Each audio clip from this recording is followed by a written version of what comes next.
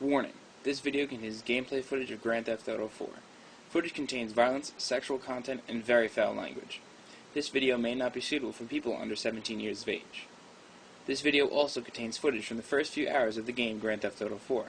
This is a spoiler alert. You've been warned. Hey there gamers, Sweet Johnny Cage here. Of course, us at Video Game Central have been privileged enough to get the game Grand Theft Auto 4 a few days early before the release for review purposes. Now, as the warning message said in the very beginning, there are some spoilers, although it's not too bad. This is really just kind of a first impressions video. The new challenger will be doing a full review after the game's release, but I wanted to give you guys my quick opinion on the game so far.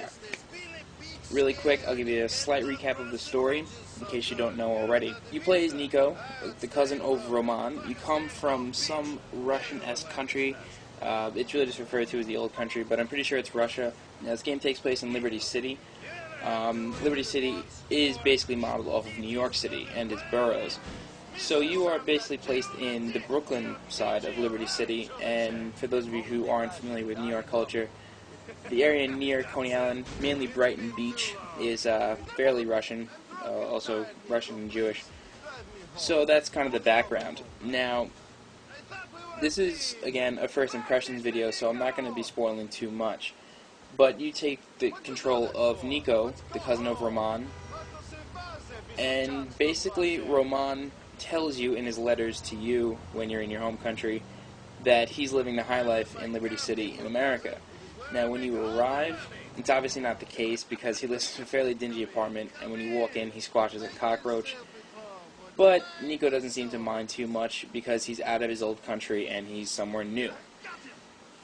Now, it's not really hinted to at all, although you can kind of assume that Nico isn't a role model type character. He's obviously been in some pretty shady business. As he mentions in the beginning of the game, he states that he was in the army, and then he was in, getting in with the wrong crowd, so he's obviously done some pretty crooked stuff, and that definitely comes in handy. One of your first missions is to help out your cousin Roman, because he has quite the habit of not paying back his loan sharks. They come after him quite a few times, and you beat up a few, and you actually wind up killing one. So this is what you're seeing in the background now. This is one of the first missions. Who are you? Get out of here. Yes. What about you? Come on, Super. Get out of here now. And if you come back, I'll kill you. You understand? You forgot this? You Benny pricks? Now, the game is very nice. Again, this is the Xbox 360 version. The PS3 version isn't too much different. The Xbox 360 version has actually kind of been promised some more downloadable content, including some rumored other cities. So you might see something like Vice City or San Andreas modeled into this, century, because those two obviously took place in 1980, the 80s, and the early 90s, respectively. So we might see something like that. You might have to fly a plane over to California or down to Florida. The graphics are very nice, although on the Xbox 360 I have noticed some frame rate issues, as well as, just kind of modeling glitches, such as my head going through a wall a few times, just kind of, glitching through it, although, I wasn't falling through the earth or anything, so that's good.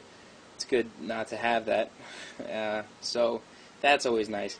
The PlayStation version does have slightly enhanced graphics, there's a lot less glitching in it, but, this is just for the Xbox right now. So the graphics are nice, the cars are great. I really like the radio. I've always been a fan of the radio. And of course they have an electronica station, which I've been listening to since I started playing the game. I don't listen to anything else. Sometimes I listen to the talk radio because it's a lot of fun. It's funny to just listen to these guys just rant. Now, controlling the car has always been kind of shoddy, but and it hasn't really improved too much. I've wrecked a few cars, had to start a few missions over again, which really isn't that hard, and it's not too difficult. But it just kind of gets a little annoying. But in a game like this, that's minuscule compared to what you're actually doing. We've gotten a lot of questions as to whether or not the customization will be coming back as per San Andreas. In San Andreas, you're able to fully customize your character, working out, eating right, clothing, everything. So far, all I've noticed is clothing. You can actually go to a clothing store anywhere in the city and buy new clothes, of course, with your money.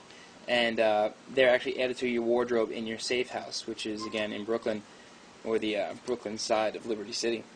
So far, I'm really satisfied with this.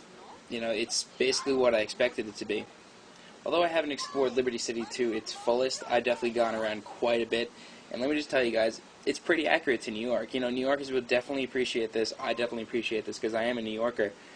And the funny accents that you're going to be hearing are actually exaggerations. Your cousin Roman is a taxi driver, so very often you find yourself going back to the taxi depot. And when you're there for the first few times, you meet up with the secretary. Now, the secretary has a very, like, over-exaggerated Brooklyn accent. Angels. In my homeland, we have a saying. Yeah, we got one too. You're a fag. Jesus, Roman, you fucking idiota. How can I take you seriously? Very difficult, I think. Hello, Roman. It's not as bad as that. If you're ever going to come to New York, it's not that bad. But it's just funny to hear because they kind of do talk like that. You know, we always talk, you know, we say hall, coffee, stuff like that. So it's just funny to hear Rockstar's representation of that. Overall, I'm highly satisfied with this game. I would highly recommend it. If you haven't pre-ordered it already, you can either get the regular edition or the Collector's Edition, which comes with a whole lot of stuff.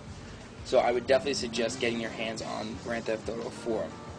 If you haven't already, I would definitely pre-order it. You could do so by checking to the right of this video for a link to VideoGameCentral.com.